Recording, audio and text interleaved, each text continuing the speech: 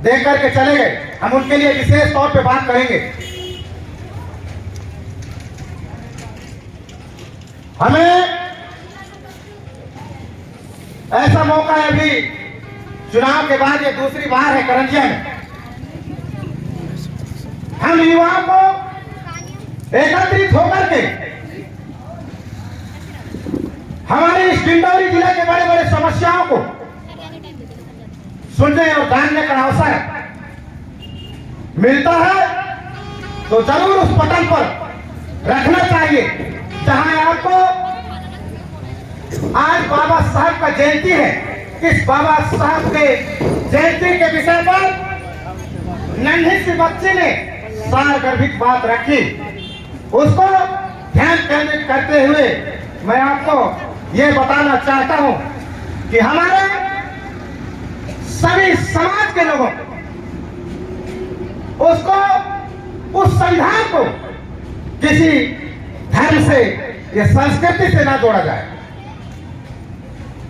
ये संविधान, ये प्रकृतिवादी, ये मानवतावादी, ये समानता के अधिकार को सिखाने का काम करती है। हमारे इस डिंडौरी जिला का बहुत बड़ी समस्या माननीय हमारे विधायक महोदय जी और जनपद अध्यक्ष मैं इनके सामने रखूंगा, उसके बाद मेरे अपने खुद के बारे को विराम दूंगा। डिंडौरी जिला में जो नए कलेक्टर आए हैं विकास मिश्रा, उनको इस बाबा साहब का दिया हुआ संविधान में जो अधिकार है उसको पढ़ लेना चाहिए। यदि डिंडौरी जिला को नक्सलवाद बोला है तो कौन बोला है? यदि आदिवासियों को जातिवाद और अर्बन नक्सल का नाम दिया है तो कौन दिया है? यदि पिछड़े वर्ग के भाइयों को पूंजीवाद का नारा देता है तो कौन देता है? मेरे मुसलमान भाइयों को आतंकवाद का नाम देता है तो कौन देता है? अगर विकास मिश्रा जी कलेक्टर महोदय हैं, आपने बिना पुलिस सेक्रेटरी का जंगल जंगल आपने गया है, लेकिन आपको किसी प्रकार का आपके इस विकास यात्रा के सफर में बाधा उत्पन्न नहीं हुआ, ना आया भी नहीं, तो आप डिंडौरी जिला को कैसे आपने नक्सलवाद घोषित किया? इसके लिए मैं इस मंच के माध्यम से बोलना चाहता हूं। मैं इस मंच के माध्यम से सभी थाना और चौकी प्रभारी और एसपी साहब को बोलना चाहता हूं, और मेरे नवनिर्वाचित पंच और सरपंच और ग्राम अध्यक्ष को बोलना चाहता हूं, विधायक महोदय के ध्यान केंद्रित करना चाहता हूं। आप लोगों को एक प्रस्ताव बनाकर के इस डिंडौरी जिला को सबसे पहले नक्सलवाद से निरस्त कराना होगा, खत्म करना होगा, तभी हम आदिवासी अपने हक और अधिकार के लिए आवाज बुलंद कर पाएंगे।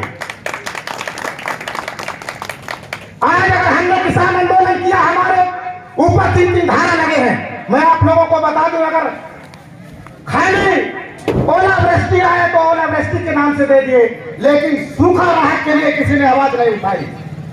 क्या किसान ओलावृष्टि में ही नुकसान हुआ या किसी का फसल नहीं हुआ तो उसमें नुकसान हो गया? इसके लिए मैं ध्यान केंद्रित करना चाहता हूं मेरे माननीय पूर्व कैबिनेट मंत्री मरकान साहब को।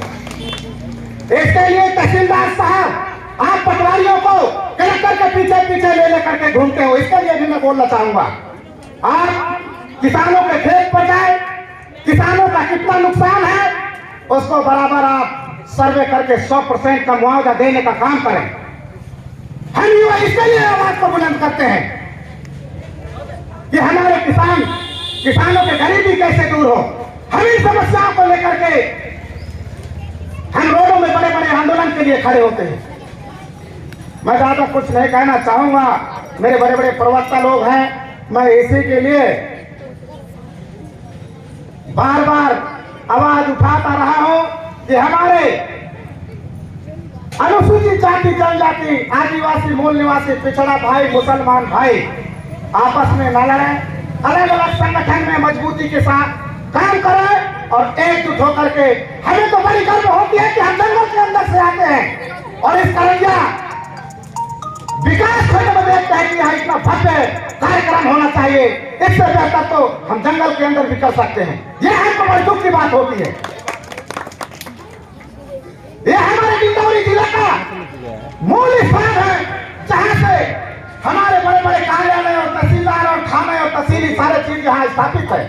हमारे विधायक जी यहीं के हैं, बड़े बड़े संगठन मंत्री यहीं के हैं। दूसरे राम भजन सीताराम बाबा का देखो उधर लाइट चलेगा, उसमें लोग 2-4 लोग वहां पे अपना डंडा झंडा लेकर के लड़ने के लिए तत्पर रहते हैं। लेकिन हमारे लोग यदि वहां पर अपने देवी देवालय है, अपने मूल निवासी लोगों का देवी देवालय है, तो हम चाहते तो 1-1 रुपया 50-50 पैसा चंदा करके हमारे खुद के लेबर मजदूरी में वहां पे भव्य कार्यक्रम कर सकते थे, वहां पे बड़े बड़े छाया बना सकते थे। लेकिन हमारे देवालय, हम प्रकृतिवादी है, प्रकृति को मानने वाले लोग हैं, तो उसको ना छेड़ा जाए। मैं इसी के लिए मैं आप लोगों से निवेदन करता हूं, वंदन करता हूं और हमारे पूर्वजों को फिर से याद करके उनके चरणों में मेरे नतमस्तक करके मेरे वाणी को विराम देता हूं।